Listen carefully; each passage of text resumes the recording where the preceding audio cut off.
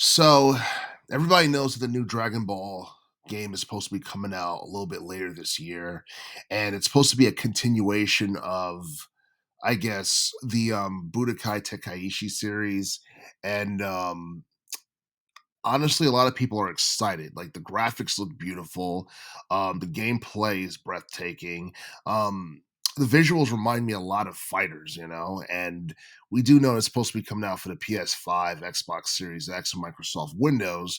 But one thing I couldn't help but notice is the fact that it's not going to be appearing on the Switch, and it wasn't announced for Nintendo Switch either. And I'm not quite sure what the deal with that is.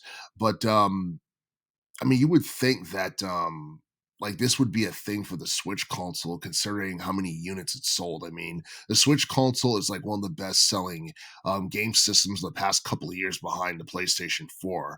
And it seems like, the PS5 is catching up to it's eventually going to catch up to the PS4 and Nintendo Switch and eventually surpass it in terms of sales. But I think the reason why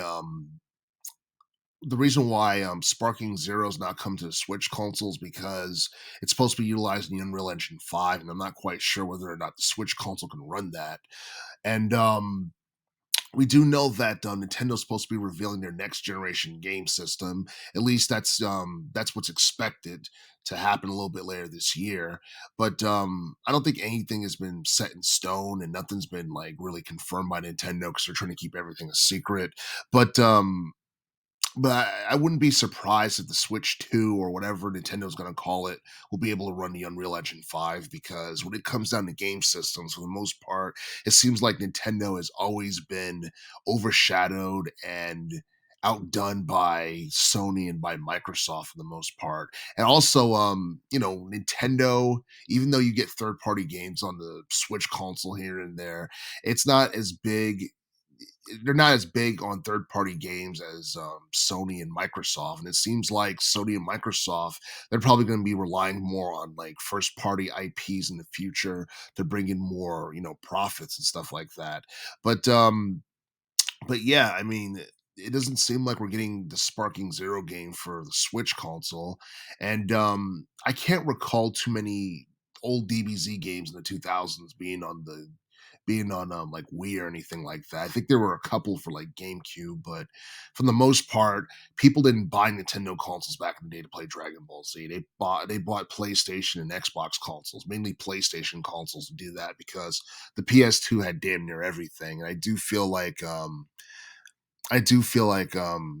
PS5 is going to be like that to some extent, along with the Xbox Series X. But one of the more interesting things I couldn't help but notice about Dragon Ball Sparking Zero is the fact that the game is not going to be released for last generation game systems, so it's not going to be on the PS4 or the Xbox One, and it probably shouldn't be because both those consoles are like a decade old. And honestly, it's time for Sony and Microsoft to move forward in relation to their game systems.